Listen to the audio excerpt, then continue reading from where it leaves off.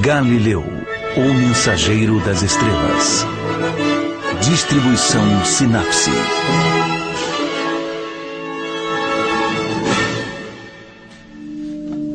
1543.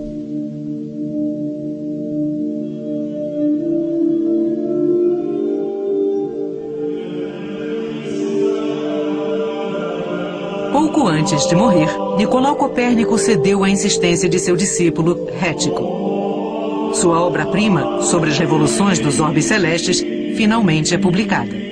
O livro trata de uma teoria que Copérnico desenvolveu em absoluto sigilo. A Terra deixa de ser o centro do universo.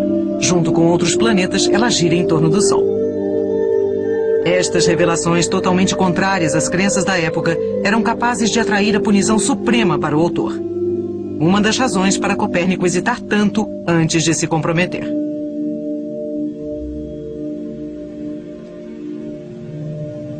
Em 1600, o cardeal Bellarmino, chefe da Inquisição, julga o frei dominicano Giordano Bruno. Retrate-se, Giordano Bruno, retrate-se! Acusado pela Igreja de defender teorias heréticas tais como a existência dos átomos, a natureza infinita dos céus ou a multiplicidade de deuses, Bruno precisa se retratar diante do Tribunal da Inquisição caso queira salvar sua vida. Retrate-se, Giordano Bruno! Mas Bruno se recusa a renegar suas teorias. Ele é condenado à morte na fogueira purificadora em praça pública em Roma, em 17 de fevereiro de 1600. –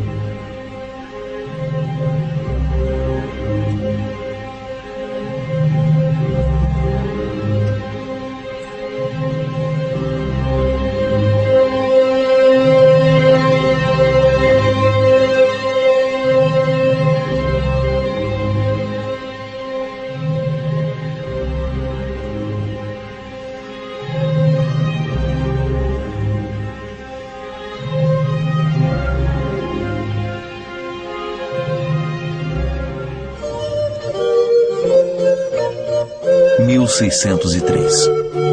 Ao despontar do século XVII, o Renascimento italiano é universalmente reconhecido e a imprensa de Gutenberg contagia toda a Europa. Na França, Henrique IV, marido de Maria de Médicis, logo seria morto a punhaladas por Ravaillac. Luís XIII o sucederia, auxiliado pelo cardeal Richelieu. Na época de Galileu, a ciência pouco progredira em 2000 anos. A escola da Grécia Antiga ainda é prestigiada e as teorias de Pitágoras, Ptolomeu e Aristóteles ainda são ensinadas. Em 1603, Galileu tem 39 anos e já é uma figura fora do comum. Galileu desenvolve uma certa mania, que é pôr a natureza à prova. E é isso que o leva a lançar dúvidas sobre certas afirmações das antigas escolas. Agora, entenda-se escola no sentido de teoria, em particular as teorias de Aristóteles, que foram adotadas pela Igreja no Concílio de Trento, no fim do século XVI. E Galileu lançaria dúvidas sobre certas afirmações, não com argumentos, como Aristóteles fez, mas através da observação da natureza. É da natureza que virá a verdade. Pode-se dizer, na natureza, a verdade. Aristóteles não fazia experiências, ele olhava e organizava as coisas em uma estrutura lógica e coerente. Galileu vai mais longe. Para extrair significados da natureza, é preciso também agitar a natureza. E agitar a natureza significa realizar experiências. E por esse motivo, podemos considerá-lo o pai da ciência moderna.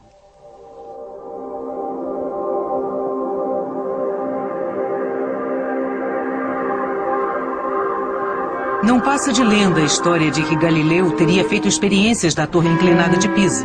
É em Pádua, no alto da torre de uma igreja, que ele tem a primeira intuição de que um determinado fenômeno afeta um corpo em queda, a resistência do ar.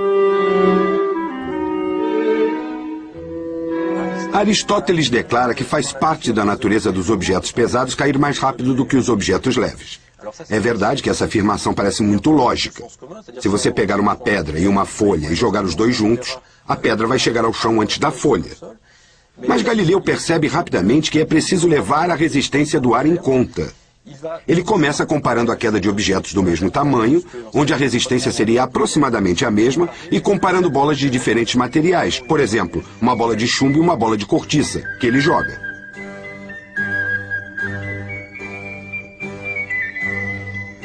Nas experiências com corpos em queda, Galileu nunca poupa a equipe. Todas as manhãs, do último andar de uma casa vazia, seus assistentes jogam simultaneamente bolas de todos os tipos. Grandes, pequenas, de madeira, de ferro, de cortiça, de chumbo. Quando batem no chão, um resultado é claro. Toda vez que as bolas tocam o solo, a impressão é que tocaram ao mesmo tempo. A massa não tem papel na queda de um corpo, pensa Galileu, senão a bola de madeira ainda estaria no ar depois que a bola de ferro tocasse o chão. Vamos aumentar a altura e ser mais precisos ainda em nossa experiência. Hoje, no alto da torre de um convento, a equipe testa um novo mecanismo, uma caixa. As bolas, que agora são lançadas em perfeita sincronização, produzem um resultado idêntico ao anterior. Todas elas caem aos pés do árbitro Guido, ao mesmo tempo. Galileu considera necessário realizar a experiência no vácuo para que ela seja precisa. Mas onde se encontra o vácuo? Então, com base no que determinou no ar, ele conclui para o vácuo. 2 objetos, independentemente de sua massa, caem com a mesma velocidade no vácuo. No início do século XVII, Galileu está na casa dos 40. É professor de matemática na Universidade de Pádua, a 32 quilômetros de Veneza. Ele não tem poder político, financeiro, nem religioso, mas tem uma capacidade intelectual incontestável. Ele faz parte do que chamamos de elite.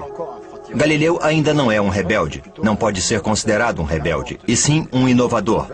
Ele inventa novas técnicas, novos métodos que são altamente respeitados pelos colegas.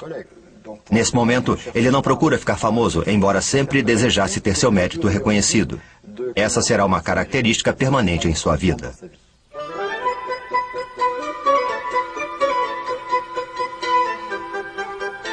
A trilha ao longo do canal entre Pádua e Veneza é um convite à inspiração. Em seu burrico, Galileu se diverte imaginando uma série de instrumentos. O mais recente é um compasso que permite o cálculo de um grande número de distâncias e raízes quadradas. Batizado de compasso geométrico militar, Galileu vende um instrumento para o exército, uma saída para equilibrar o orçamento.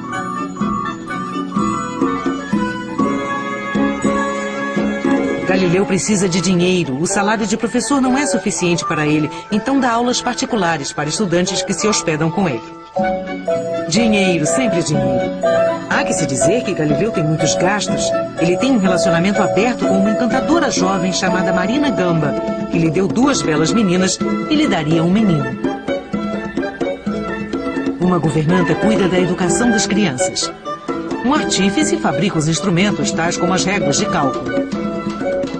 Um carpinteiro é o encarregado do trabalho pesado. E, por fim, um secretário que copia suas aulas universitárias e registra suas experiências.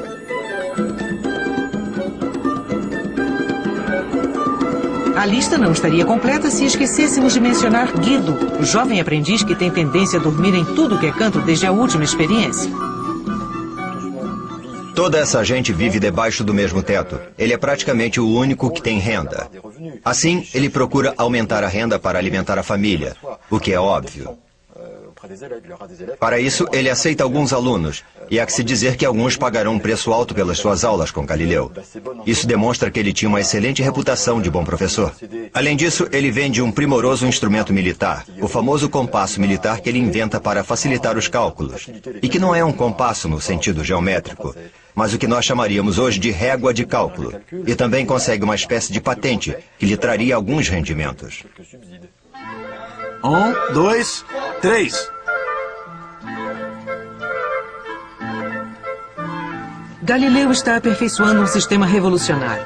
Utilizando um plano inclinado para rolar uma esfera, ele tem a intuição que, além das forças de atrito, a bola está sujeita às mesmas forças de quando jogada verticalmente. Quando combinada a uma leve inclinação, a duração da queda é consideravelmente prolongada. 1, 2, 3. Ela se torna mensurável, mas nessa época o cronômetro não existe. Para marcar o tempo, precisamos de água. Água corrente. Anote, anote, anote. Vamos fazer uma experiência jogando a esfera e derramando água do lado. Assim poderemos calcular o tempo. Para calcular o tempo, a estratégia é esvaziar um garrafão de água em um recipiente durante um dado